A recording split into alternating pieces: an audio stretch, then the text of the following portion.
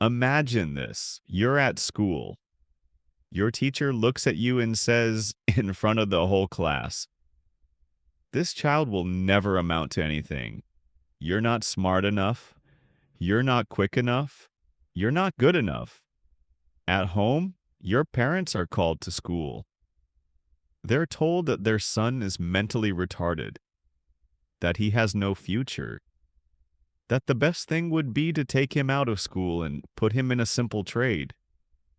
The boy in this story heard these words. He felt them. He carried them with him. And then he went home. And he kept thinking, because in his head, things were happening that no teacher could see. Things about light, about time, about space, about the very nature of reality itself. His name was Albert Einstein. And his story is about what happens when you refuse to believe what the world tells you about yourself. When you choose to listen to the voice inside, instead of the noise from outside. Ulm, Germany, March 14th, 1879. Albert Einstein is born into a middle-class Jewish family. His father Hermann is an engineer. His mother Pauline is a pianist, a cultured family. Warm, full of music and conversation. But little Albert is strange. He doesn't speak until he is 3 years old. When he finally speaks, he repeats every sentence in a whisper before saying it out loud. His teachers describe him as slow, distant, incapable of keeping up with the rhythm of the class. But at home, what with a compass his father gave him at age 5, he spends hours fascinated.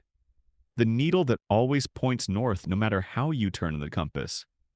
Something invisible controlling something visible. This idea obsesses him. At 12, a medical student brings him a book on mathematics and physics every week. Albert devours them, calculus, geometry, physics. He understands them before his teachers have even taught them. But school suffocates him.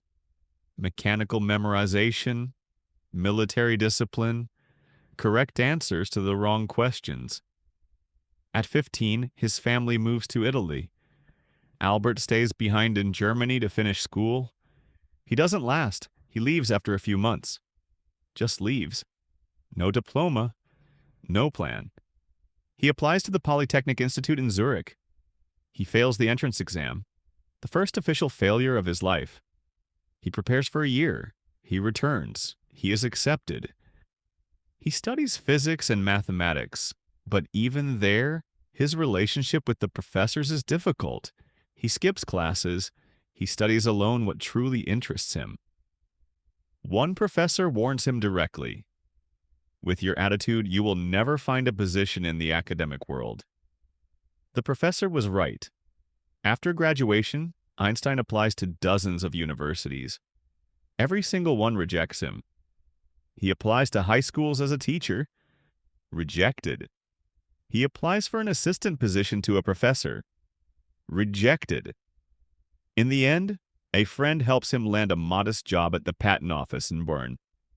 He evaluates patent applications. 8 hours a day, 6 days a week. Everyone in his life thought Einstein had failed, that his promise had been wasted. Einstein didn't believe that.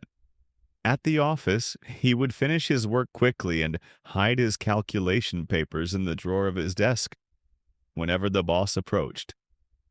At home, in the evenings, he continued to think, to calculate, to daydream about the problems that obsessed him. What would a man see if he rode on a beam of light? This question, first asked at 16, had haunted him for an entire decade, and in 1905, an anonymous clerk at the patent office in Bern publishes 4 scientific papers. 4 papers in a single year. Each one of them would have been enough to build the entire career of a scientist. The first explains Brownian motion, proves that atoms exist. The second explains the photoelectric effect. He would later win the Nobel Prize for it. The third, the special theory of relativity. Time and space are not absolute. They depend on the speed of the observer. And the fourth, the shortest paper, 3 pages, a single equation at the end. E equals mc squared. Energy is equal to mass times the speed of light squared. 3 symbols. That forever changed the way we understand the universe. Written by a 26-year-old clerk who had never held an academic post, who had been called retarded, who failed exams, who was rejected by every university. The scientific world reacted slowly. A few important physicists read the papers and were left speechless.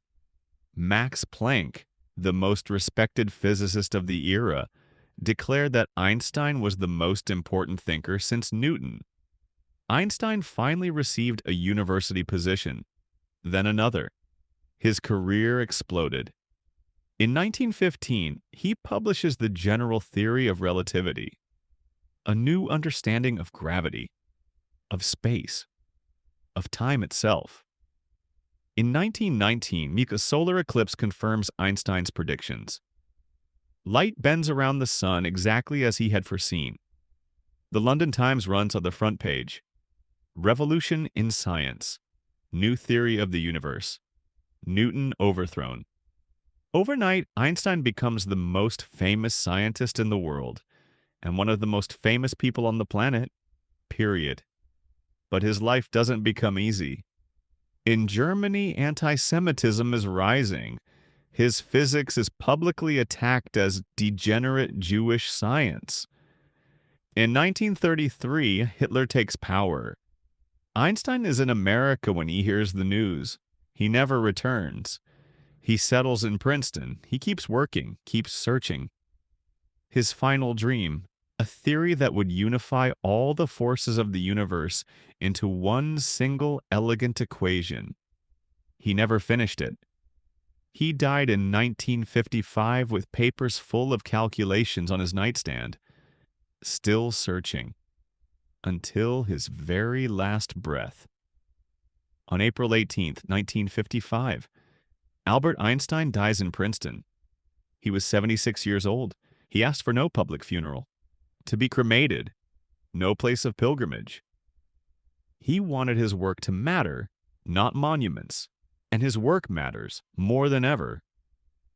The GPS in your phone works only because engineers apply the corrections from Einstein's theory of relativity. Nuclear energy, the laser, solar panels, semiconductors. All of them carry inside them the equations of a child who was called retarded. And now I want to stop and speak directly to you. Think about what you just heard.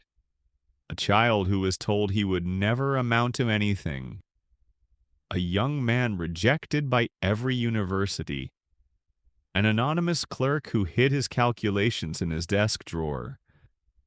And in that drawer, hidden under the patent files, was the theory that changed physics forever. Einstein didn't wait for the world's permission to think. He didn't wait for a university post to discover. He didn't wait for recognition to continue. He simply thought, every single day, with everything he had. And now I ask you, what are you hiding in the drawer of your own desk? What idea are you carrying inside you that you haven't shown anyone because you're afraid the world will reject it? What thought comes to you at night that during the day you ignore because it feels too big, too strange, or too far from who you are right now? Einstein was called retarded, and he changed humanity's understanding of the universe. The words others say about you do not define what you are capable of. Never. The only thing that matters is what you continue to do in silence, when no one is watching, when no one is encouraging you, when the drawer is the only witness. If this story touched something inside you, send it to someone who needs it today. Albert Einstein hid his calculations in a drawer, and he changed the world. Now it's your turn. See you soon.